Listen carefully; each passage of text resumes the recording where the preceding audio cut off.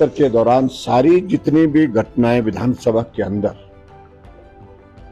हुई हैं और प्रमुख रूप से विधानसभा के अध्यक्ष महोदय ने जिस प्रकार से विपक्ष को सहयोग न दे करके विपक्ष की बात को स्वीकार न कर जो नियमों की परिधि में थे, नियमों के प्रावधान में थे, उन सारी बातों को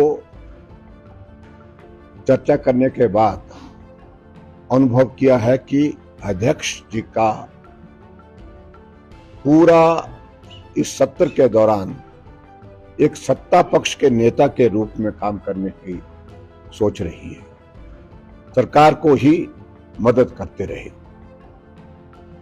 विधानसभा के अंदर कट मोशन के दौरान जब हमने डिवीजन मांगा तो नहीं दिया गया, उल्टा हाउस एडजॉर्न कर दिया गया। वो विपक्ष का अधिकार था, उसके बावजूद भी नहीं दिया गया।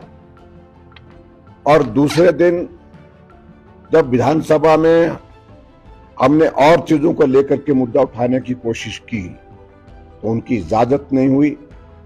फिर उसके बाद आगे बढ़ करके ये परिस्थिति बनी कि विधानसभा के अंदर हम जब उनसे मिलने के लिए गए तो मार्शल की बहुत बड़ी फौज लगा दी दरवाजे पर और हमें मिलने से रोका गया। अब जब हमने थोड़ा आग्रह करके उनसे मिलने की कोशिश की तो हमारी बात को फिर भी स्वीकार नहीं किया गया।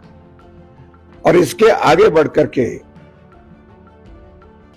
जब विधानसभा के अंदर बजट पास होना था, बजट पास होने से पहले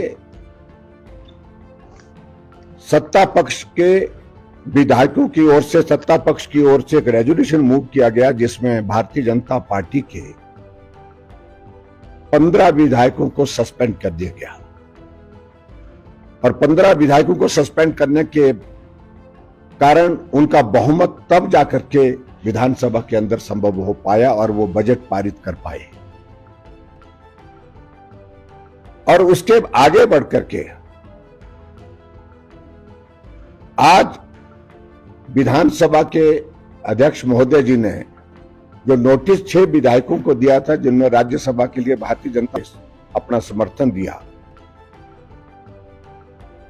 उनके खिलाफ सदन से निष्कासन की घोषणा की है। और मैं समझता हूं कि वो बहुत जल्दबाजी में निर्णय लिया गया और अपना पक्ष रखने का अधिकार सबको है।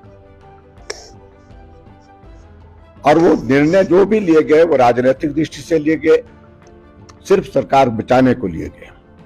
और इसलिए सिलसिलेवार अगर हम बात कहें, कट मोशन में भारतीय जनता पार्टी को वहां पर डिवीजन नहीं दिया वोट का विधानसभा के अंदर, इसलिए क्योंकि वहां पर उनके पास बहुमत नहीं था।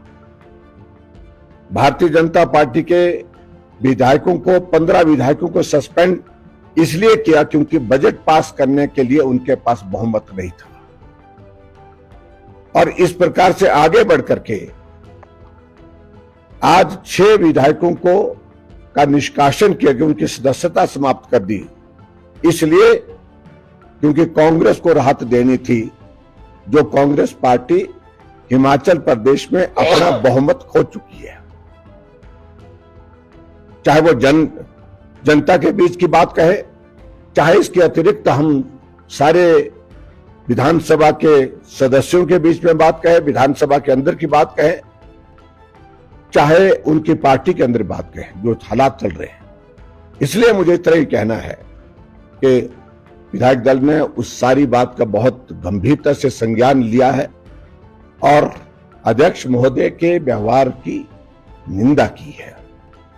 और इसके बाद आने वाले समय में मैं ये दावे के साथ कह सकता हूं, जितना भी कोशिश कर ले सरकार को बचाने के लिए, इस सरकार के बचने की कोई संभावना अब नहीं है, क्योंकि लोगों की नजर में गिर गई, विधानसभा में बहुत बहुमत की दृष्टि से गिर गई और दिल दिमाग से उतर गई है।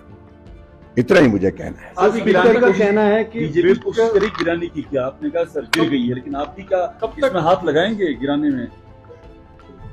देखिए, जा रहा हूं कि जहां सरकार के गिराने की बात है, हमसे ज्यादा तो उनके ही लोग लगे हुए हैं। अब हमारा क्या योगदान है? वो तो 43 थे, 43 से 43 से वो 34 कैसे बने? हम कहां से दोषी है उसमें? हमारे तो 25 थे, वो 25 के 25 है। टूटते तो वही जा रहे हैं, गिरते तो वही जा रहे हैं, और इसलिए आने वाले समय में ये क्रम अभी रुकेगा नहीं, ये चलता रहेगा। सर, न्यायिक सत्यता रद्द की गई है, न्यायिक फैसला लिया जाएगा। इस सारे मामले को अभी हमने जो उनकी जो डिसीजन की जो कॉपी, जो जजमेंट उन्होंने प्रोनाउंस की है, उसकी कॉपी हमने अभी तक प्रिक्योर करने के लिए कहा है। अभी तक उसका अध्ययन नहीं किया है, और पार्टी के वरिष्ठ नेता उसका चर्चा करने के बाद आगे विचार करेंगे। कि ऐसा है कि ये संपर्क वाली बात ना हम पहले बताते थे ना आज बताते हैं। जिस दिन संपर्क साथ हो जाएगा, सब साथ हो जाएंगे, तो उस दिन बात कहेंगे। लेकिन इतना मैं जरूर कहना चाहता हूं, कांग्रेस पार्टी सत्ता में अब रहने का कोई नैतिक अधिकार नहीं रखती है, और इस प्रकार से पूरे देश भर में मुझे नहीं लगता कि जिस दिन बजट पास हो रहा है उस दिन अपने बजट को पास करने के लिए, सरकार को बचाने के लिए भारतीय जनता पार्टी के यानी कि विपक्ष के 15 विधायकों को सस्पेंड करना, ये कहीं भी देखने को नहीं मिला है।